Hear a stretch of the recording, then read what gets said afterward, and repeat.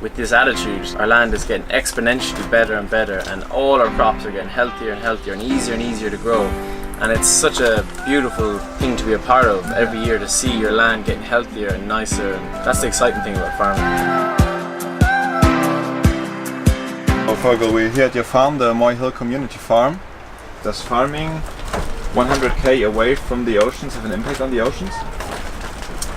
Well, I suppose there's lots of sayings and things that we are all one and we're all connected, and every action we make affects everything, and that's totally true. You know, taking diesel from underneath the oceans, oil, extracting it and transporting it here, it affects everything, every action we make.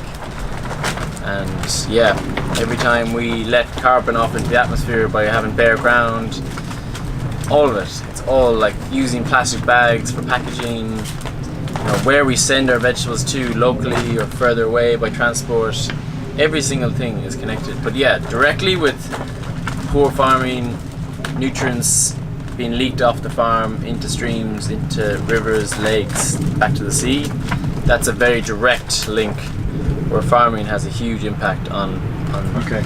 Is there a way to tackle that? Yes, good.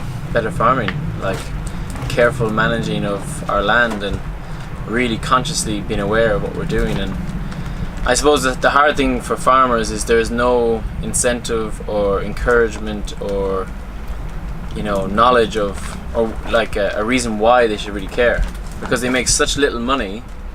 They have to produce more as quickly as possible to make any money. So there's no incentive for them to slow down and take care. For them to slow down and take care of the land, it just loses them money. So what does it mean to slow down and take care? What do you do when you slow down and take care?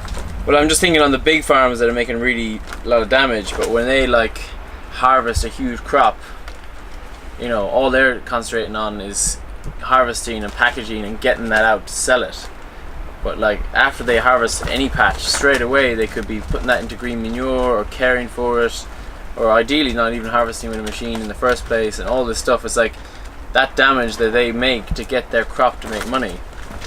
There's no one saying that that's not okay.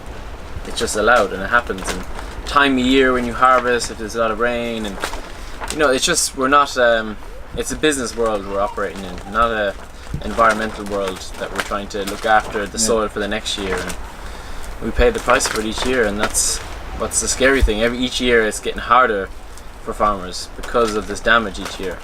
You said before that the soil is getting better and better every year. Is there a way that you farm a way that creates good soil instead of using up this soil? There's so many different ways to care for the soil. You know, we collect a lot of seaweed, you know, bringing in the manures and learning how to use green manures effectively, and tarping and all these different things. You know, growing the right crops for your soil. There's a million things you can do that's really useful, but it's our bottom line is that we care for the environment, and that's it. So the profit and the money is actually down the scale, which isn't good for business. But what's the point of having money and business if you haven't got any soil? So we're concentrating on having good soil, and that's our wealth. Our wealth is having soil that can feed us each year. And each year, with this attitude, our land is getting exponentially better and better, and all our crops are getting healthier and healthier and easier to grow. And it's such a beautiful thing to be a part of every year, to see your land getting healthier and nicer, and yeah, and learning more ways to really care for it better. And that's the exciting thing about farming. If someone wants to get involved with your farm, like either from this community or people traveling around, how can you get involved with the Moy Hill Community Farm? If you want to stay, it's just best way just to email us and see if we have availability, because there's a lot of people wanting to come and stay. Okay. So it just depends on space really.